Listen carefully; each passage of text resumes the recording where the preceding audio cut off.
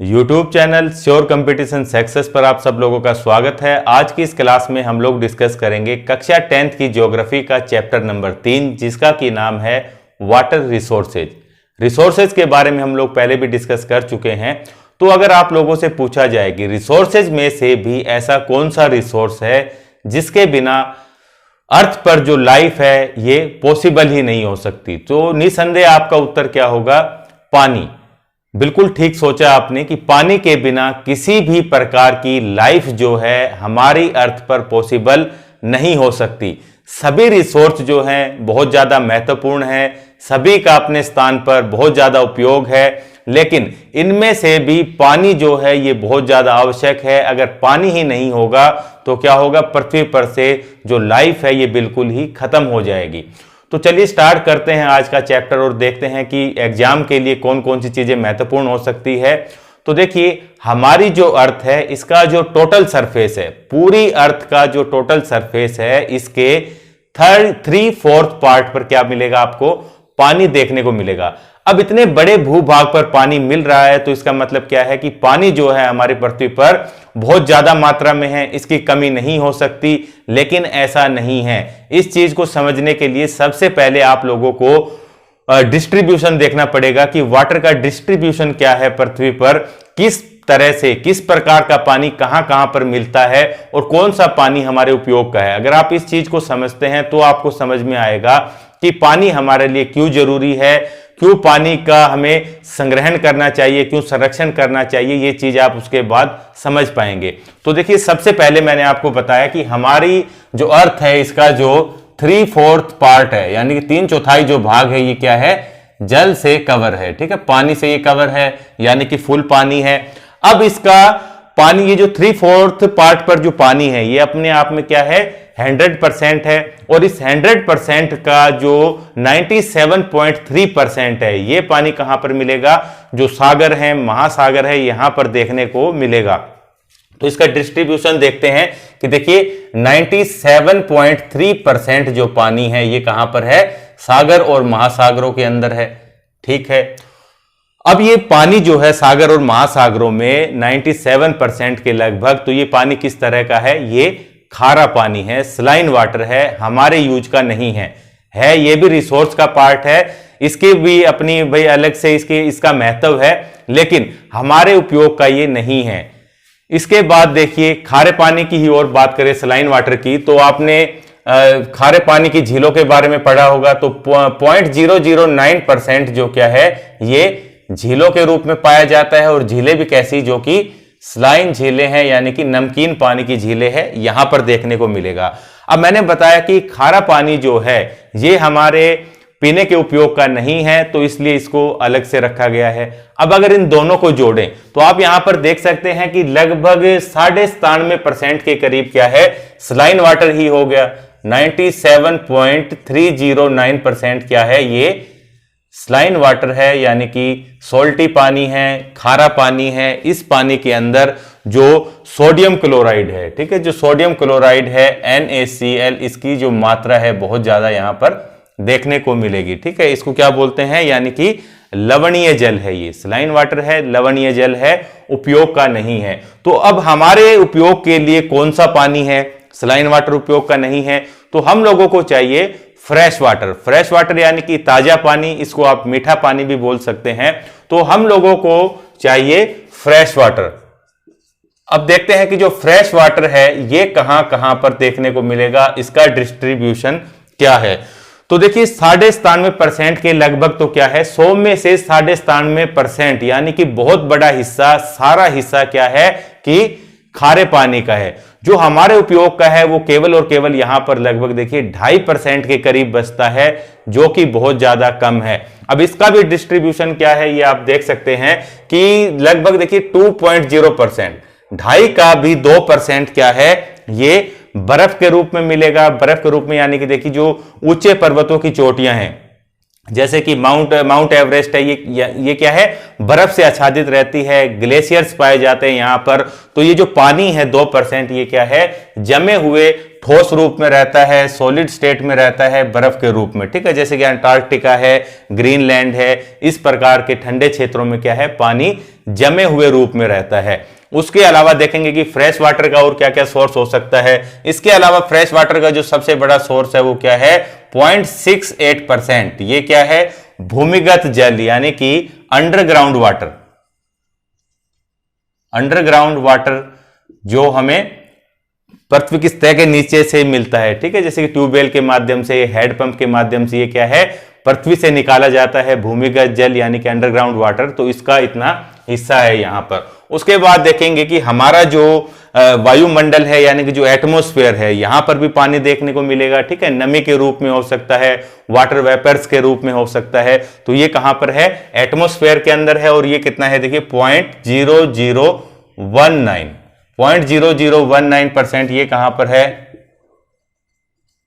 Atmosphere में देखने को मिलेगा। इसके अलावा नदियां भी इसका सोर्स हो सकती है, मीठे पानी की झीलें भी हो सकती है। अब उनमें कितना कितना पार्ट है, देखिए सबसे पहले फ्रेश वाटर जो लेक है इनको ले लेते हैं, 0.0009%। ये क्या है, ये झीलें हैं, लेकिन किस प्रकार की झीलें हैं, फ्रेश वाटर यानी कि ताजा पानी की झीलें हैं। इनके पानी को हम लोग उपयोग में ला सकते हैं पीने के लिए।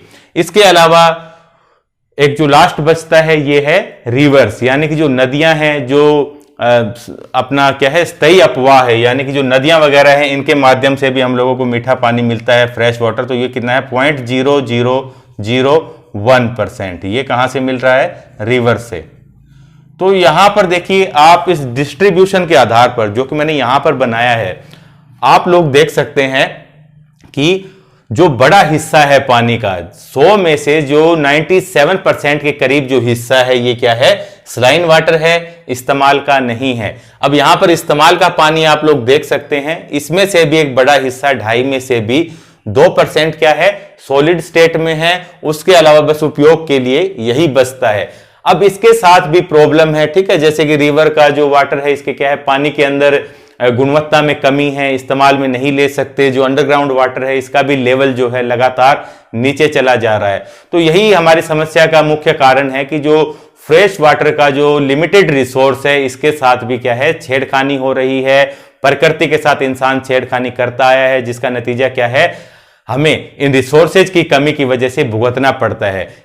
और अच्छी तरह से समझेंगे इस चीज को जैसे जैसे आगे बढ़ेंगे। उसके बाद देखिए कि और क्या क्या प्रॉपर्टी है पानी की। तो वाटर जो है एक रिसोर्स है, आप लोगों को पता लग चुका है। और रिसोर्स भी किस टाइप का है ये चीज हम लोग पहले भी पढ़ चुके हैं। पानी जो है ये क्या है, रिन्यूएबल रिसोर्स है, यानी कि नवीकरणीय रिसोर्स है। ये जैसे ही खत्म होता है वैसे ही नया बनता रहता है। आप यहां पर ये जो डिस्ट्रीब्यूशन देख रहे हैं, लगभग ये ऐसे का ऐसा ही बना रहता है। हमारी पृथ्वी पर जितना पानी है हमेशा उतना ही मिलेगा, ये ना तो कम होता है ना ज्यादा होता है। इसका कारण क्या है, ये चीज अभी डिस्कस करेंगे कि पानी हमेशा ऐसा ही क्यों बना रहता है। तो इसका कारण है जल चक्र, यानी कि हाइड्रोलॉजिकल जो साइकिल है उससे इसका रिन्यूएशन होता है, ये नया बनता रहता है, एक स्थान से दूसरे स्थान पर मूव करता है। अभी पढ़ेंगे वाटर साइकिल, तो उसके बाद ये चीज आप अच्छी तरह से समझ जाएंगे। तो कुछ मैंने प्रॉपर्टी बताई कि जो वाटर रिसोर्स है ये क्या है, ये रिन्यूएबल है, रिन्यूड है। और ये क्या है, इसके जो भी सोर्स है, जहां से भी आप लोग पानी का इस्तेमाल करेंगे तो हाइड्रोलॉजिकल साइकिल की मदद से क्या होता है, ये रिचार्ज होता रहता है। रिचार्ज यानी कि जो वाटर रिसोर्स है ये रिन्यूड है और रिचार्ज है। एक बार खत्म हुआ तो दोबारा से बनेगा, जिस सोर्स में से आपने लिया है वहां पर ये दोबारा आएगा। और इस चीज को पॉसिबल कौन बनाता है, इस चीज के लिए हम लोगों को चाहिए क्या, हाइड्रोलॉजिकल साइकिल। हाइड्रोलॉजिकल साइकिल यानी कि जो जल चक्र है उसके माध्यम से क्या है कि पानी जो है रिन्यूड होता रहता है और रिचार्ज होता रहता है। अब देखिए ये चीज आप लोगों को पता लग चुकी है कि पानी क्या है, एक रिन्यूएबल रिसोर्स है, ठीक है। रिन्यूएबल रिसोर्स है और क्यों है, हाइड्रोलॉजिकल साइकिल की वजह से ये रिन्यूएबल रिसोर्स है। अब हम लोग बढ़ेंगे आगे और देखेंगे कि ये हाइड्रोलॉजिकल साइकिल क्या है, इसकी मदद से आप इस टॉपिक को थोड़ा सा और अच्छे से समझ पाएंगे। तो देखिए, अगर हमारी पृथ्वी की बात करें तो पानी देखिए कहां कहां पर देखने को मिलेगा आप लोगों को। जैसा कि मैंने यहां पर सोर्स बताए हैं कि पानी यहां पर मिलेगा, तो इसी चीज को डायग्राम के माध्यम से देखेंगे और उसके बाद देखेंगे कि हाइड्रोलॉजिकल साइकिल क्या है, जो पानी गतिशील है ये किस वजह से है, किस तरीके से ये रिचार्ज होता है, किस तरीके से ये रिन्यू होता है, इस चीज को डिस्कस करेंगे। तो देखिए, पृथ्वी के जो नीचे क्षेत्र जहां पर कि पानी भरा हुआ है, ये क्या है, हमारे सागर महासागर है, इनके अंदर क्या है, पानी भरा हुआ है। और कितना है, बहुत ज्यादा है, 97% के करीब क्या है, पानी जो है इनके अंदर देखने को मिलेगा। उसके बाद देखिए, ये भूमि वाला भाग है, भूमि का यानी कि सॉलिड पार्ट जहां पर कि हम लोग रह रहे हैं, वनस्पतियां हैं, ये सब चीजें हैं। तो यहां पर ये ऊपर की लेयर है, ये क्या है, मिट्टी है, यहां पर सॉइल है। इसके अंदर आप अगर अब लोग जाते हैं तो क्या मिलेगा, यहां पर पानी का सोर्स है, जिसको कि हम लोग क्या कहते हैं, अंडरग्राउंड वाटर। अंडरग्राउंड वाटर है ये। उसके अलावा और भी कई स्ट्रक्चर्स हो सकती हैं, जैसे कि यहां पर हमने डिस्कस की जो झीलें हैं, चाहे वो खारे पानी की हो या मीठे पानी की झीलें हो, तो ये भी क्या है, सोर्स है। मान लीजिए ये क्या है, झीलें हैं, लेक्स है। उसके अलावा जो पेड़ पौधे भी आप लोगों को देखने को मिलेंगे, ये भी क्या करते हैं, वाटर साइकिल में हेल्प करते हैं। जैसे कि अभी लोग देखेंगे हम लोग, जैसे कि मान लीजिए ये क्या है, पेड़ पौधे हैं, प्लांट है, पेड़ पौधे हैं। अब इनकी जो जड़ें हैं ये क्या है, नीचे मिट्टी के अंदर फैली हुई रहती है, और जो ये अंडरग्राउंड वाटर है इसका ये इस्तेमाल करती है, ठीक है, इस्तेमाल करती है अपने जीवन के लिए। तो ये जो अंडरग्राउंड वाटर है, इन्हीं पेड़ पौधों के माध्यम से क्या है, पूरे पेड़ पौधों को ये मिलता है। उसके बाद देखेंगे कि जो ऊंचे ऊंचे पर्वत हैं, जो ऊंची ऊंची चोटियां हैं, यहां पर क्या देखने को मिलेंगे, ग्लेशियर्स मिलेंगे। यानी कि यहां पर क्या है, जो सॉलिड स्टेट की बात कर रहे थे हम, जो वाटर की, फ्रेश वाटर की, वो यहां पर देखने को मिलेगा। जब टेम्परेचर इंक्रीज होता है, ये ग्लेशियर्स मेल्ट होते हैं, रिवर के रूप में आते हैं, और रिवर फिर से क्या है, ओशन वगैरह में चली जाती है। अब इसके बाद देखिए, इस तरह से ये क्या है, वाटर का डिस्ट्रीब्यूशन है अर्थ पर। जैसे ही टेम्परेचर इंक्रीज होता है, मान लीजिए ये सूर्य है, इसकी वजह से क्या हुआ कि टेम्परेचर इंक्रीज हुआ, रेडिएशन आ रही है सभी जगह पर, पूरी पृथ्वी पर, ठीक है। तो ओशंस पर भी आ रही है, मिट्टी पर भी, झीलों पर, पेड़ पौधों पर, ग्लेशियर्स पर। अब इसका क्या नतीजा होता है कि जैसे ही ये गर्म होना स्टार्ट होते हैं, तो क्या होगा, जो वाटर है वो इवोपरेट होना स्टार्ट होगा, वाष्पीकरण इसका प्रारंभ हो जाएगा।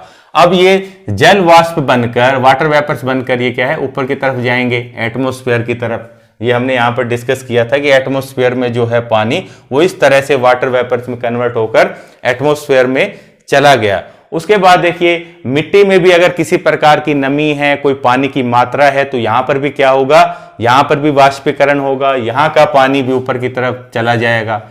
अब जो अंडरग्राउंड वाटर जिसका की यूज कौन कर रहे हैं, जो प्लांट्स कर रहे हैं, तो यहां पर भी क्या है, प्लांट्स क्या करते हैं, आपको पता है, वाष्पोत्सर्जन की क्रिया करते हैं, जिसकी वजह से क्या है, इनकी नमी भी एटमॉस्फेयर के अंदर रिलीज होती है इस तरह से। तो आप लोग यहां पर देख सकते हैं कि किस तरह से जो वाटर है वो मूव कर रहा है। देखिए, हमारे अर्थ सरफेस से लेकर एटमॉस्फेयर तक किस तरह से एटमॉस्फेयर में जा रहा है। अभी जैसे जैसे ऊंचाई के साथ ये वाटर वेपर्स बढ़ेंगी, टेम्परेचर क्या होगा, कम होगा, और ये क्या करेंगे, बादलों का रूप ले लेंगे, ठीक है। इस प्रकार से इसका मान लीजिए क्या हो गया, संघनन प्रारंभ हो गया है और बादलों का निर्माण हो गया है। अब बादल जो है ये क्या कर सकते हैं, मूव कर सकते हैं, कोई कहीं भी जा सकता है इस प्रकार से। अब ये बादल संघनित होकर क्या करेंगे, वर्षा करेंगे। अब पानी आप लोग देखिए, फिर से वर्षा करेंगे, पानी यहां पर फिर से अर्थ सरफेस पर आ रहा है, ठीक है, कोई ओशियन पर गिर रहा है, कोई मिट्टी पर कहीं पर वर्षा प्राप्त हो रही है। इस तरह से जो झील का पानी भी वाष्पीकृत होकर ऊपर उड़ा था, तो यहां पर भी फिर से वर्षा हो रही है। जो ऊंचे ग्लेशियर्स है, यहां पर भी वर्षा हो रही है, लेकिन किस रूप में हो रही है, ये हिमपात के रूप में हो रही है, बर्फ के रूप में। तो बर्फ फिर से यहां पर जमा हो गई है, जो नदियों के माध्यम से पानी यहां पर कम हुआ था, वो यहां पर फिर से आ गया है। तो बस यही क्या है, वाटर रिसाइकिल है। आप लोग देख सकते हैं कि जहां पर भी पानी की कमी हुई थी, वहां पर क्या है, दोबारा से पानी रिचार्ज हो रहा है। किसकी मदद से, प्रिसिपिटेशन की मदद से, वर्षण की मदद से, देख सकते हैं इस तरह से। और पानी का क्या हो रहा है, ये रिन्यू भी हो रहा है, ये दोबारा से नया भी बन रहा है, ठीक है। तो इस तरह से जो पानी है, पृथ्वी पर जो पानी है जितना है, वो हमेशा इतना ही बना रहता है। किसकी मदद से, वर्षा की मदद से। ठीक है, वर्षा हुई, फिर से क्या है, ग्राउंड वाटर टेबल जो है वो फिर से रिचार्ज हो गई। ठीक है, यहां से नदियां निकल रही हैं, नदियां क्या करेंगी, फिर से यहां सागर महासागरों में चली गई, यहां का पानी फिर से इतना ही बना रहेगा। झीलों के अंदर बहकर पानी आ गया, पृथ्वी से बहता हुआ पानी कहां पर चला गया, समुद्रों में चला गया। तो इस तरह से जो जल है ये गतिशील है, नवीकरणीय है, और आप लोगों ने देखा कि किस तरह से इसके जो स्रोत हैं इनका पुनर्भरण भी होता रहता है। तो ये चीज आपने समझी वाटर साइकिल की मदद से। अब देखिए, आप ये चीज यहां पर डिस्कस कर चुके हैं कि जो 3/4 पार्ट जो है अर्थ का, ये क्या है, वाटर है इस पर, और ये क्या है, रिन्यूएबल है। लेकिन फिर भी पानी की कमी को हम लोग झेल रहे हैं। क्यों झेल रहे हैं? सबसे बड़ा कारण तो यही है कि जो फ्रेश वाटर है हमारे पास ये बहुत ज्यादा कम है। अब इसके अंदर भी क्या परिवर्तन आ रहे हैं उस चीज को हम लोग डिस्कस करेंगे। इसके लिए देखिए हम अब लोग पढ़ने वाले हैं वाटर स्कार्सिटी, यानी कि जो जल की दुर्लभता है, जल की दुर्लभता, यानी कि कोई चीज देखिए जब मुश्किल से मिलना प्रारंभ हो जाती है। मुश्किल से क्यों मिलेगी? जब उस चीज की कमी आएगी। तो पानी के साथ भी यही है कि किस तरह से पानी की कमी आ रही है, किस तरह से जो पानी है हमारे लिए दुर्लभ होता चला जा रहा है, किस तरीके से पानी जो है हमें मुश्किल से मिल रहा है, यही चीज हमें डिस्कस करनी है। यहां पर इन कारण को आप लोग समझेंगे तो बहुत सी चीजें और समझ पाएंगे। तो चलिए देखते हैं कि कौन कौन से कारण हैं जिसकी वजह से कि जो वाटर रिसोर्स है इसकी लगातार स्कार्सिटी होती चली जा रही है। तो सबसे पहले तो देखिए जो वाटर डिस्ट्रीब्यूशन है ये देखा हमने। इसके अलावा अगर किसी जगह की बात करें, प्रॉपर किसी स्पेस की बात करें, तो पानी कोई जरूरी नहीं है कि देखिए साल भर वहां पर उतना ही बना रहेगा। जो पानी है, जो हमारा फ्रेश वाटर का मेन रिसोर्स है, ये क्या है, ये वर्षा है। एक तो प्रिसिपिटेशन, उसके अलावा दूसरा क्या है, जो अंडरग्राउंड वाटर है ये है। और ये किस चीज पर डिपेंड करता है अंडरग्राउंड वाटर? ये वर्षा पर ही डिपेंड करता है। तो जो वर्षा होती है साल भर, इसमें देखिए जो वार्षिक और जो मौसमी परिवर्तन आते हैं, तो उसकी वजह से भी क्या है, किसी एक स्पेसिफिक एरिया के अंदर जो वाटर स्कार्सिटी देखी जा सकती है। तो मैंने आपको क्या बताया है कि देखिए variations in precipitation, variation in precipitation, यानी कि वर्षा के अंदर जो वेरिएशन है उसकी वजह से। अब ये वेरिएशन किस प्रकार का हो सकता है? देखिए सीजनल हो सकता है। ठीक है, सीजनल भारत के अंदर भी आप लोग देख सकते हैं कि हर एक सीजन में अलग अलग है। किसी स्थान पर आप लोग देखेंगे कि इस साल सूखा पड़ा हुआ है, अगले साल वहां पर क्या है कि बाढ़ आ जाती है। तो इस प्रकार की वेरिएशन देखने को मिलेगी जो कि सीजनल भी हो सकती है, उसके अलावा ये सालाना भी हो सकती है। ठीक है, एनुअल भी हो सकती है। और ये मैंने आपको बताया कि ये क्या है, जो कोई भी स्थान है, स्पेस है, वहां पर टाइमिंग के हिसाब से ये अलग अलग हो सकती है। ठीक है, वर्षा की मात्रा, और इसकी वजह से क्या है, जो स्पेसिफिक एरिया है वहां पर वाटर स्कार्सिटी हो भी सकती है, नहीं भी हो सकती है। लेकिन हम अभी आएंगे मेन रीजन पर कि वाटर जो स्कार्सिटी देखने को मिल रही है इसका मेन रीजन क्या है। तो इसके मेन रीजन देखिए क्या क्या है। तो सबसे पहला और जो बड़ा कारण है पानी की कमी का, ये क्या है, ओवर एक्सप्लॉइटेशन। तो पानी का ही है, बाकी देखिए किसी भी चीज का जो ओवर एक्सप्लॉइटेशन है, यानी कि किसी भी चीज का अधिक से अधिक शोषण करना क्या करता है, उसकी हमेशा कमी को ही लाता है। किसी भी रिसोर्स की आप लोग बात कर लीजिए, अगर किसी का भी हद से ज्यादा दोहन करेंगे, शोषण करेंगे, तो वो रिसोर्स क्या है, खतरे में पड़ सकता है। तो ठीक पानी के साथ भी यही है कि पानी का क्या हो रहा है, ओवर एक्सप्लॉइटेशन हो रहा है, जिसकी वजह से कमी देखने को मिलेगी। किस प्रकार से हो रहा है, आप लोग देखेंगे कि लोग पानी का क्या कर रहे हैं, अधिक से अधिक दुरुपयोग कर रहे हैं। खेतों में भी आप लोग देखेंगे कि इस प्रकार की फसलें उगाई जा रही हैं जो कि शुष्क मौसम में, सूखे मौसम में पैदा नहीं हो सकती है, लेकिन फिर भी ट्यूबवेल के माध्यम से, बोरवेल के माध्यम से क्या है, भूमिगत जल को जबरदस्ती निकाला जा रहा है और वहां पर वो फसल तैयार की जा रही है। ठीक है, जैसे कि चावल की खेती है, ऐसे भागों में ज्यादा होती है जहां पर कि पानी की अधिकता होती है। लेकिन पंजाब जैसे क्षेत्रों में भी आप लोग देखेंगे कि जो कि चावल की खूब अच्छी पैदावार करते हैं, और किस वजह से करते हैं, वर्षा तो इतनी अच्छी नहीं होती है, लेकिन जो पानी का जो जबरदस्ती दोहन किया जाता है ट्यूबवेल के माध्यम से, तो इस तरह से इस प्रकार की फसलें उगाई जाती है। तो ये क्या है, अपने आप में एक ओवर एक्सप्लॉइटेशन है पानी का। इसकी वजह से ही क्या है, ये वाटर स्कार्सिटी को जन्म देता है। उसके अलावा देखिए इसका पानी का एक्सेसिव यूज, बहुत ज्यादा इसका इस्तेमाल करना, यह भी क्या है, पानी की कमी को बढ़ावा देता है। किसी जगह पर पानी आने का टाइम है, देखिए 5 से मान लीजिए 8 बजे तक पानी आता है, तो लोग क्या है, घर का पानी भर लिया है, उसके बाद पानी को बंद नहीं करते हैं, पानी की टंकी जो है वो लगातार ओवरफ्लो होती रहती है। उसके बाद पाइप उठाते हैं, गली के अंदर छिड़काव करना प्रारंभ कर दिया, अपने व्हीकल्स धोना प्रारंभ कर दिया। कहने का मतलब यह है कि अगर 5 से 8 बजे तक पानी आता है तो कोई भी इस पानी को बंद नहीं करता है। इसकी बड़ी ही जबरदस्ती क्या की जाती है, फिजूल खर्ची की जाती है। यही क्या है, एक्सेसिव यूज है, और इसकी वजह से ही क्या है, भविष्य में हम लोगों को और बुरी तरह से वाटर स्कार्सिटी से जूझना पड़ सकता है।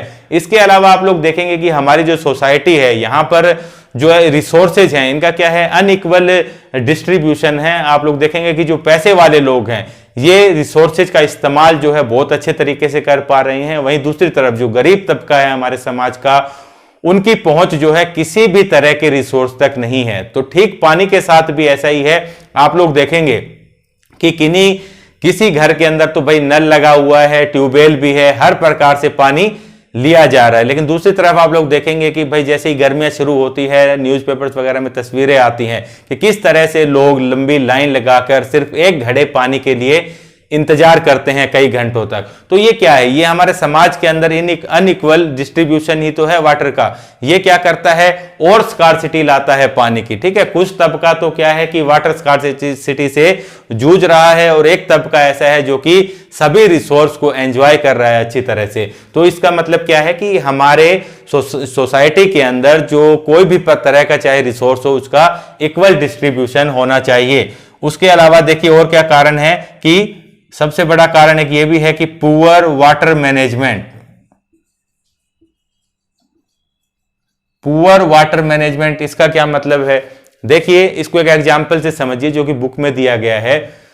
2 देशों की बात की गई है, एक तरफ है इजराइल, दूसरी तरफ है भारत। इजराइल बहुत छोटा है भारत की तुलना में, और कम वर्षा भी प्राप्त करता है। अगर इजराइल की सालाना वर्षा की बात की जाए तो देखिए 25 सेंटीमीटर वार्षिक तक वर्षा ये प्राप्त करता है इजराइल, और वहीं भारत जो है 114 सेंटीमीटर वार्षिक तक वर्षा प्राप्त करता है। लेकिन इजराइल जैसा छोटा देश क्या है कि वाटर मैनेजमेंट में बहुत आगे है। जितना भी पानी वर्षा से प्राप्त होता है उसका बहुत अच्छे तरीके से मैनेजमेंट करता है, उसको स्टोर करता है, और अपने फ्यूचर के लिए, चाहे वो इरिगेशन के पर्पज से हो, अपने दैनिक उपयोग के लिए हो, इसका अच्छे से इस्तेमाल करता है। लेकिन भारत में क्या है कि इतनी अधिक वर्षा होते हुए भी इस पानी का संग्रहण नहीं किया जाता है। इस पानी का संग्रहण देखने को नहीं मिलता।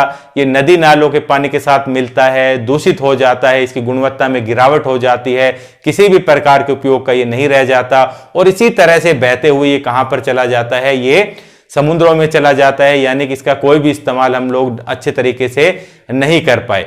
तो इस तरह से अगर अच्छा वाटर मैनेजमेंट होगा तो कहीं से भी अगर हम लोगों को फ्रेश वाटर मिलेगा, चाहे वर्षा से मिले, नदियों से मिले, तो हम लोग क्या कर सकते हैं, इसका अच्छे तरीके से उपयोग कर सकते हैं। तो इसलिए एक अच्छा वाटर मैनेजमेंट होना बहुत ज्यादा आवश्यक है। अगर ये होगा तो पानी की कमी से लड़ा जा सकता है आसानी से। उसके अलावा देखिए और कारण क्या हो सकते हैं वाटर स्कार्सिटी के, और देखिए पॉपुलेशन। आप लोग जानते हैं कि जो पॉपुलेशन है ये तेजी से इंक्रीज हो रही है। रिसोर्स जो है ये लिमिटेड है, सीमित मात्रा में है। जब इन पर अधिकार जताने वाले लोगों की संख्या ज्यादा हो जाएगी तो यही रिसोर्स हम लोगों को कम लगने लगेंगे। तो पानी के साथ भी ऐसा ही है, तेजी से बढ़ती हुई जनसंख्या, और जनसंख्या को क्या चाहिए, अपने दैनिक उपयोग के लिए पानी चाहिए। तो जब पानी बहुत से लोगों में बटेगा तो इसकी कमी होती चली जाएगी।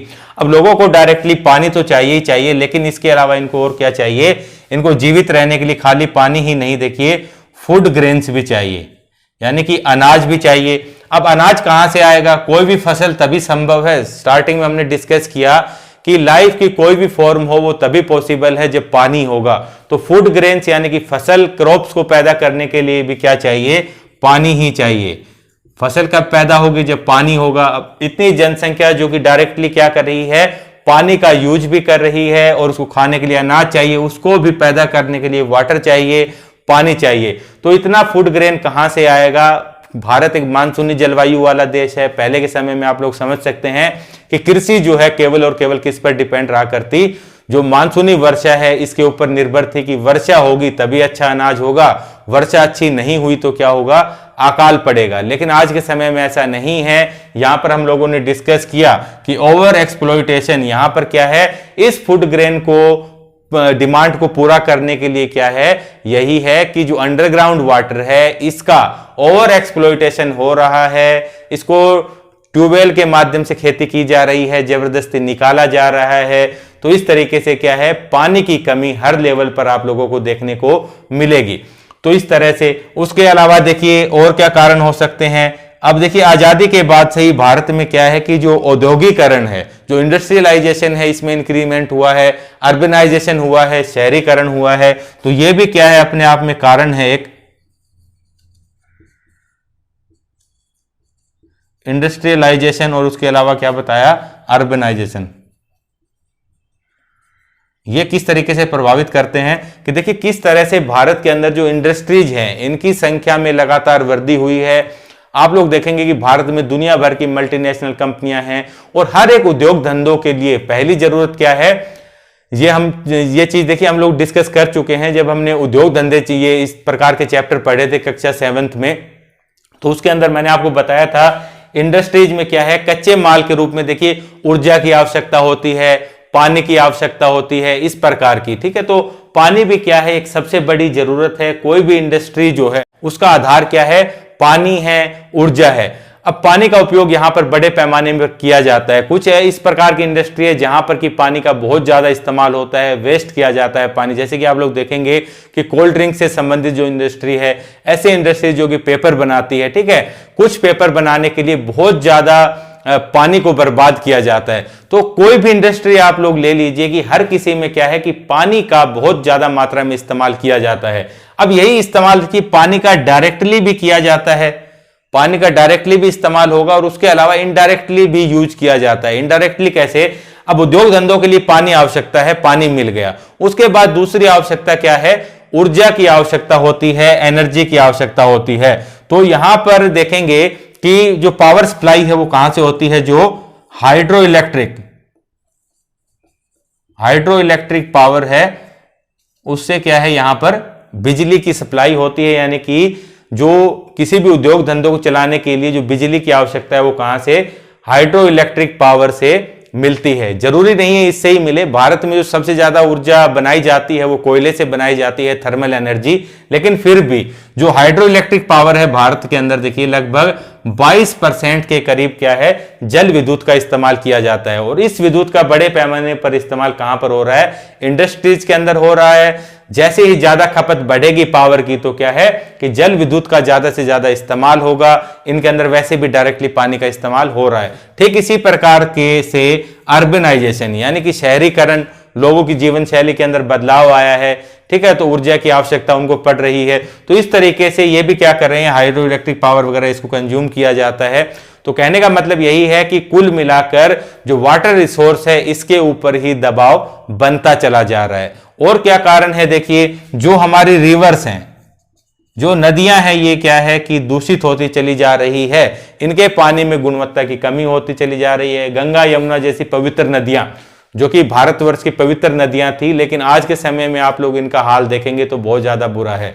दुनिया भर के हानिकारक केमिकल, रसायन जैसे कि आर्सेनिक जैसी खतरनाक चीजें क्या है नदियों के अंदर आप लोगों को देखने को मिलेगी। कई तरीके का कूड़ा करकट है, दुनिया भर का पोल्यूशन, हर एक चीज, ठीक है, लाशें तक बहा दी जाती है नदियों के अंदर। तो पहले के समय में आप लोग देखेंगे कि नदियां इतनी पवित्र कि उसके पानी को डायरेक्टली इस्तेमाल किया जाता था। लेकिन आज के समय में नदियों की जो दुर्दशा है, जो उनकी दशा है, वो इतनी दयनीय हो गई है कि उसके पानी का इस्तेमाल तो हम लोग कर ही नहीं सकते। तो आप लोग यहां पर एक चीज समझ सकते हैं कि देखिए किस तरह से जो फ्रेश वाटर रिसोर्स हैं इनके ऊपर कितनी बुरी तरह से दबाव बना हुआ है। हमने यहां पर यह चीज जानी थी कि देखिए जो 97% के करीब जो हिस्सा है ये सलाइन है, हमारे उपयोग का नहीं है। हमें चाहिए सिर्फ और सिर्फ फ्रेश वाटर। और इसके अंदर भी आप लोग देख रहे हैं कि किस तरीके से इस रिसोर्स के ऊपर दबाव बना हुआ है। जैसे कि लास्ट में हमने डिस्कस किया, ये रिवर का पानी हम लोग इस्तेमाल कर सकते हैं, लेकिन यहां पर अभी हमने पढ़ा कि किस तरीके से जो पानी है इसकी क्वालिटी में कमी आती चली जा रही है। तो ये रिसोर्स भी क्या अपने आप में खत्म ही होने लगा है, ठीक है, नदियां सूख रही हैं, तो इस तरीके से इसमें कमी है। झीलें वगैरह की तो बात ही क्या करें कि झीलें, तालाब, बावड़ियां सब ये सूख चुके हैं। ठीक है, इनके कोई भाई समय समय पर अगर कोई सफाई की जाए, गाद वगैरह निकाली जाए तो क्या है, वर्षा के बाद इनको दोबारा से इनका रिचार्ज किया जा सकता है, लेकिन ऐसा नहीं है। वही पुअर वाटर मैनेजमेंट की वजह से ये सब काम नहीं हो पा रहे हैं। ठीक है, एटमॉस्फेयर में भी क्या है, ये चीज डिस्कस की कि हर एक इस जगह का अलग अलग है, सीजन के हिसाब से, सालाना और टाइम के हिसाब से। वर्षा होगी तो वहां पर पानी होगा, अगर वर्षा नहीं हुई तो क्या है, वाटर स्कार्सिटी देखने को मिलेगी। और ये जो बड़ा हिस्सा है 2%, ये क्या है, ये तो सॉलिड रूप में ही है। इसको क्या डायरेक्टली यूज कर सकते हैं कि वहां से बर्फ ले आए, उसको मेल्ट किया और उसका यूज कर रहे हैं, ऐसा नहीं है। ये जमे हुए रूप में है, बड़ी ही दुर्गम्य है, यहां से यूं भाई आसान नहीं है इसको इस्तेमाल करना।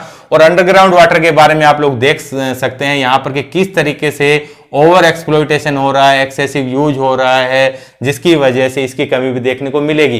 तो ये जो 2.5% यहां पर बचा हुआ है, इसके साथ भी देखिए किस तरह से छेड़खानी की जा रही है मानव के द्वारा, और किस तरीके से ये जो रिसोर्स है, किस तरीके से ये दूषित किए जा रहे हैं, ओवर एक्सप्लॉइट किए जा रहे हैं। तो बस यही है आज का हमारा टॉपिक। आप लोग समझ सकते हैं कि पानी जो है जीवन के लिए कितना महत्वपूर्ण है। देखिए, एक विचार है जो आपने पढ़ा होगा कि हमारे जो दादा हैं, इन्होंने पानी को कहां पर देखा, नदियों में देखा। हमारे जो पिता है, इन्होंने कहां पर देखा, कुएं में देखा। हमने इसे नल में देखा। जो हमारी संतान है वो इसे बोतल में देख रही है, और जो उनकी भी संतानें होंगी वो इसे कहां देखेगी, ये चीज आप लोग सोच सकते हैं। तो जागरूक बने, जल है तो कल है। पानी को बचाना बहुत ज्यादा जरूरी है, इसका संग्रहण करें, पानी को बचाएं। तो देखिए, मिलते हैं नेक्स्ट क्लास में जल्दी ही। जो भी बचा हुआ पार्ट है हम लोग डिस्कस करेंगे। तो थैंक यू फ्रेंड।